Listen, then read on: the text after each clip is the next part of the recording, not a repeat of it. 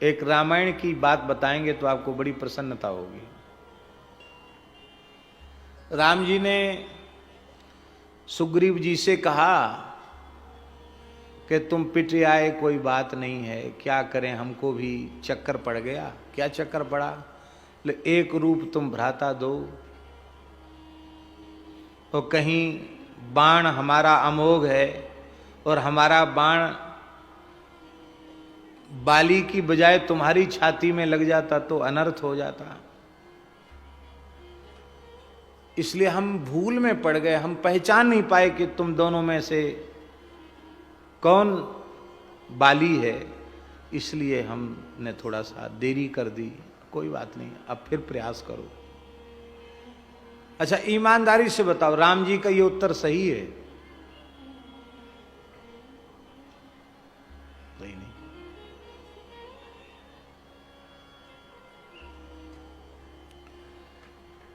अज्ञानी जीव से तो भूल हो सकती है, और जो सहज सर्वज्ञ है, जिनकी सर्वज्ञता ऐसी है कि भगवती सती सीता का स्वरूप धारण करके आई और उन्होंने न आंख दबाई, न आंख मूदी, न नाक दबाई, न ध्यान किया, सीधे ही कह दिया, कहा बहोरी कहाँ वृष केतु, विपिन अकेली फिरे ही के ही हेतु।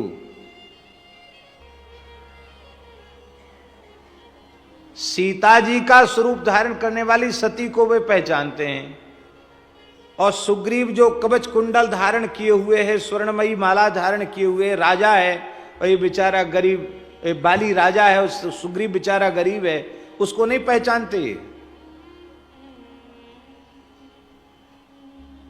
तो बोले फिर तो हम द्वारा लड़ने जाएंगे, फिर भूल पड़ गई तो फिर मार पड़ेगी, फिर आप वही कह दोगे, क्या करें हमसे भूल हो गई। तो ऐसे हम कब तक पिटते रहेंगे महाराज? आपको ऐसी पिटवाना है तो आप मने कर दो, हम तो जहां ऋषिमुख पर्वत पर रह रहे हैं वैसे अपना गुजारा कर लेंगे।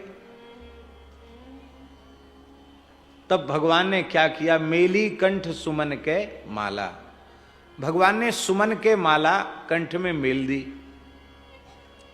सुमन माला माने क्या होता है? पुष्पमाला, ये तो अर्थ है ही है, पर हलायुध नाम का संस्कृत का कोश है, उसमें सुमनस तुलसी माला, तुलसी माला को सुमन माला कहते हैं। इसका मतलब है ठाकुर जी ने सुग्रीव जी के गले में तुलसी माला धारण कराई, और स्वयं धारण नहीं कराई,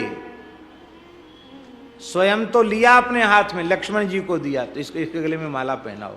लक्ष्मण जी ने धारण कराई। वाल्मीकि रामायण उठा कर देखो, लक्ष्मण जी ने धारण कराई। क्यों? क्योंकि माला पहनाना गले में भगवान का काम नहीं है, माला कंठ में धारण कराना गुरु जी का काम है। शेष तत्व लक्ष्मण तत्व गुरु तत्व है, आचार्य तत्व है, इसलिए लक्ष्मण जी को कहा माला पहनाओ। क्योंकि अभी तक दोनों एक जैसे थे, दोनों बिना कंठी वाले, इसलिए भूल पड़ गई। अब पहचान हो जाएगी, ये कंठी वाला है और ये बिना कंठी वाला है। तो कंठी वाले को बचाया जाएगा, बिना कंठी वाले को जैसी आराम किया जाएगा।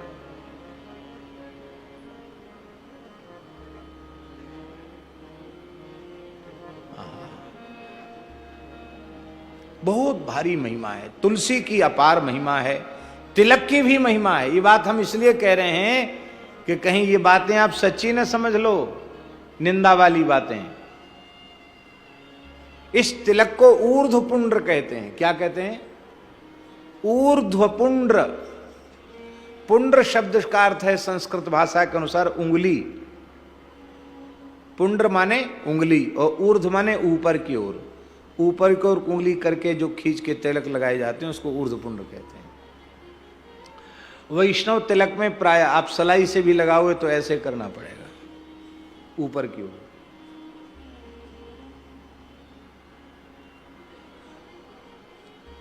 त्रिपुंड्र, भगवान शिव का तिलक लगाते हैं त्रिपुंड्र। इसका भी पुंड्र माने उंगली, त्रि माने तीन पुंड्र, त्रिभिर पुंड्री धार्यते त्रिपुंड्रा, 3 उंगलियों से जो धारण किया जाए, अंगुष्ठ से रेखा बनाई है उसको त्रिपुंड्र कहते हैं। और पुंड्र माने उंगली, उंगली को ऊपर की ओर खींच करके जो लगाया जाता है उसको ऊर्ध्वपुंड्र कहते हैं। तो पुराणों में लिखा है, भगवान व्यास कह रहे हैं, ऊर्ध्वपुंड्रधरो मर्त्यो म्रियते यत्र कुत्रचित् स्वपाकोपि विमानस्थो मम लोके महीयते। क्या आवाज गुजाते क्यों, तो कम करो। स्वपाकोपि विमानस्थे मम लोके महीयते। ऊर्ध्वपुंड्र धारण करने वाला व्यक्ति, उसकी कहीं भी मृत्यु हो जाए, भले ही वह चांडाल कुल में ही उत्पन्न क्यों न हुआ हो, विमान में बैठकर भगवान के धाम का अधिकारी होता है। इसलिए बहुत से लोग कहते सोते समय मस्तक पर तिलक मत रखो। नहीं, दूसरे तिलक के बारे में भले ही ऐसी बात हो, वैष्णव तिलक तो अहर्निश मस्तक पर विराजमान रहना ही चाहिए। सोते सोते प्राण निकल गए तो अरे कम से कम मस्तक पर ऊर्ध्वपुंड रहेगा तो ऊर्ध्वपुंड के सहारे ठाकुर जी के धाम तो चले जाएंगे, सदगति तो हो जाएगी।